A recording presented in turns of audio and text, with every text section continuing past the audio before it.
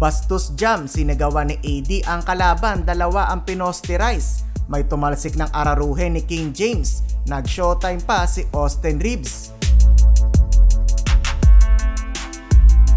LA Lakers versus Charlotte Hornets. Out si Cam Reddish ngayong game at pinalitan muna ni Rui Hachimura. Para naman sa Hornets ay wala si LaMelo Ball due to ankle injury, Gordon Hayward at Mark Williams.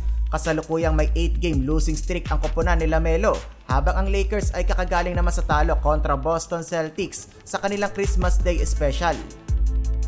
Opening period, takbuhan agad ang Lakers matapos mag-turnover ang Hornets. Hachimura one-handed slam. Highlight agad mula kay Bron at AD. Ganda ng no-look bounce ni King James na tinapos ng emphatic dunk ni AD. Sumabay pa ang player ng Hornets. Sigaw malala si Dabrao. Terry Rozier step back 3 laban kay Vanderbilt. Mainit ang tikada ng Hornets beyond the arc. Mukhang effective naman ang panay practice ni D'Lo mga idol. Back-to-back triple mula kay D'Angelo Russell. Na-posterize naman si AD. Corner 3 mula kay Austin Reeves, 31-28 lamang ang Hornets. Miles Bridges nakapagtala ng 11 points. Nanguna naman sa Lakers si Davis with 10 points. Second quarter, solid impact para kay Max Christie, botata ang inabot ni Terry Rozier. Pasok naman ang high arcing triple ni Wood. Yun nga lang halos 4 na minutong nag-scoring drought ang Lakers. 9-0 run para sa Hornets. Defense to offense, long block shot mula kay Davis na tinapos ng layup ni Bando.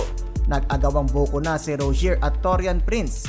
Siguradong masasali sa highlight ni Davis to. Bastusan dunk laban kay Richards. Sa sobrang sigaw ni AD, natawagan ng technical foul for taunting. Abante na ang Lakers 58-57.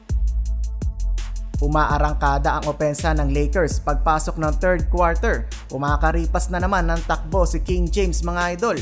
Ang bumangga talagang ginigiba niya. Sunod-sunod na atake mula kay LeBron. Dabrao AD nakakarami na ng dunk ngayong game.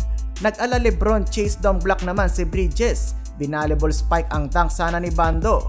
Napunta na sa hanay ng cameraman ang kalaban ng araruhin ni LeBron James. Halimaw talaga umatake. Pumalo na sa 20 plus points ang kalamangan ng Lakers. Nag-showtime na ang LA.